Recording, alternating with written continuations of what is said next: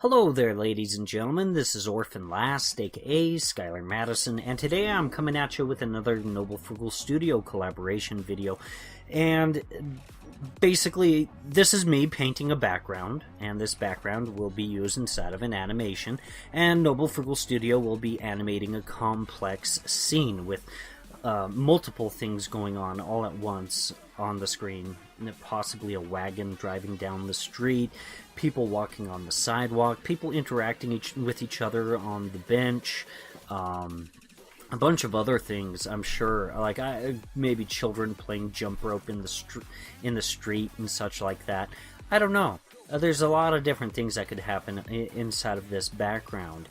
And Noblefrugal Studio, Sebastian, will be using open tunes in order to animate the scene and everything like that. So if you guys are interested in checking out his channel, most especially when he winds up actually animating on this background, then go ahead and feel free to click on the link in the video description below. Personally, I'm excited to see what he does with it, because I mean, like, I'm doing the best work that I can, and I think it's coming out swimmingly. Just everything's looking great. As for what I'm doing right now, I think it's kind of obvious. I'm adding grass. Like I said inside of another video inside of the Noblefrugal Studio collaboration series, once you start adding greenery, shrubbery,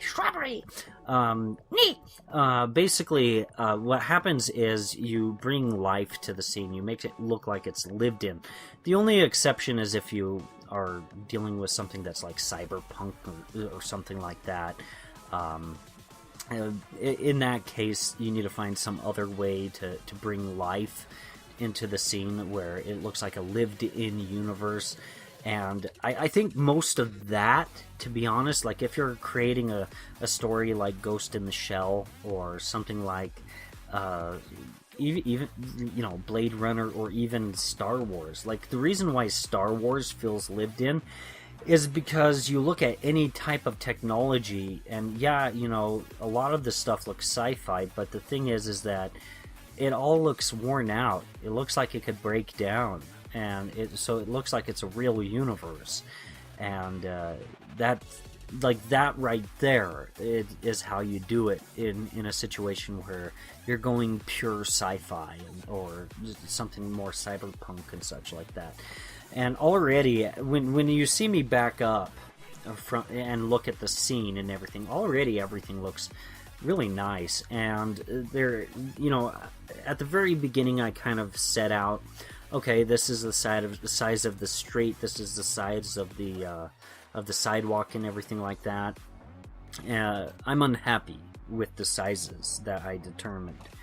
So at this point, I made a final decision on what the sizes of all these things need to be. And pretty much what I'm doing throughout this first half of the video is just kind of laying out some flats for my grass, flats for my sidewalk, flats for my road. And the thing is that back in the 1800s, when the time period that this animation, this background is supposed to take place, they really didn't pave roads, especially not the way that we do now. Like take England or Britain or whatever as an example. Okay, even still today, they don't pave roads, at least not very often or ever. I don't know. But they don't really pave their roads the way we do in America. They basically get these little bricks and they just kind of lay it down on, like, in an interesting pattern on some road base, and that's basically how they do it. And so I'm going to be setting out to try to mimic that sort of pattern on the road, so that it looks like, you know, people paved it the way that is historically accurate. I might actually change the color of the road. I kind of picked this kind of really dark gray sort of color, super dark gray, for the road. But it's mainly just so that it makes me feel comfortable, because every time I look at a road, it's a really dark gray, if not completely black.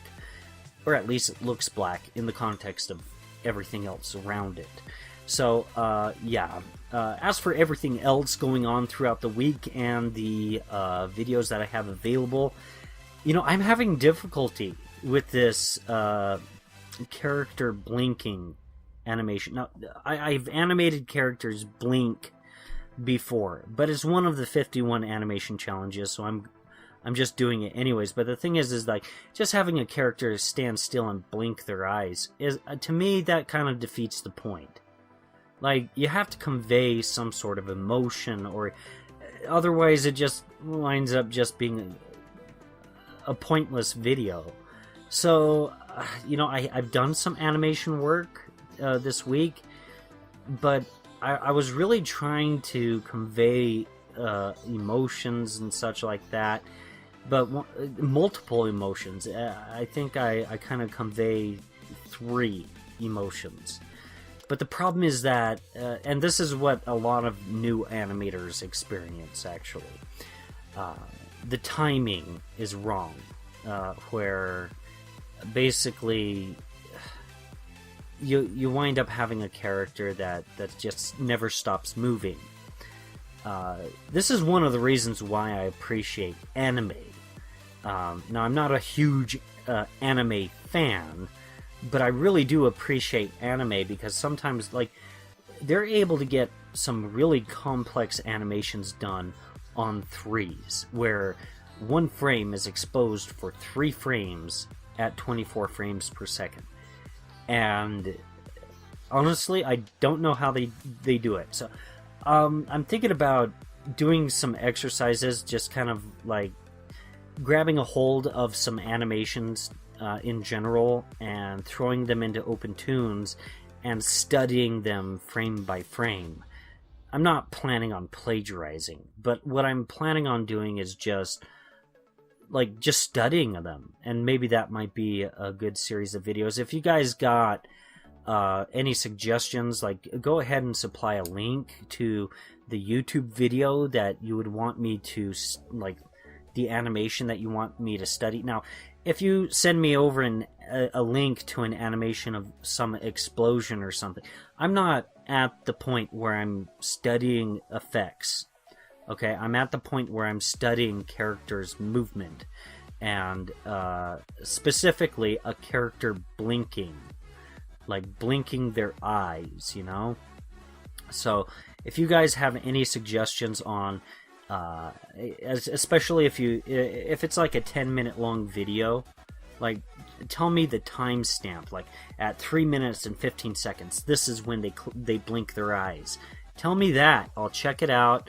I'll download the video, and then I'll plug it into OpenTunes and just kind of study it. I'll study anything else about the video that interests me, and just kind of look at the timing and kind of lay it out and show you guys what my findings are and everything like that. As for the VPaint presentation, I wasn't able to even touch on that at all. So I'm still where I was last week. I haven't gotten any progress towards presenting that for you guys. I never promised that I would show it this week. What I said is probably we'd have I'd be able to present the what VPaint is, but it's some of it is me trying to manage my excitement and trying to keep myself from being depressed, because even though I have 500 subscribers, even though technically speaking the $5,000 quota or bid that I've been given, technically speaking we could meet that if every single one of my subscribers donated $10. But like I said in my last video in the Noblefrugal Studios series, it never happens that way.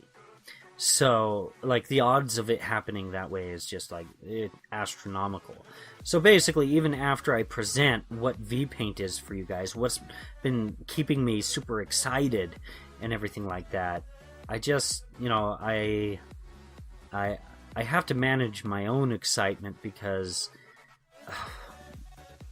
even after presenting it to you guys, I'm probably going to have to wait an additional series of months until I feel confident that I have enough subscribers to where the Kickstarter can actually succeed.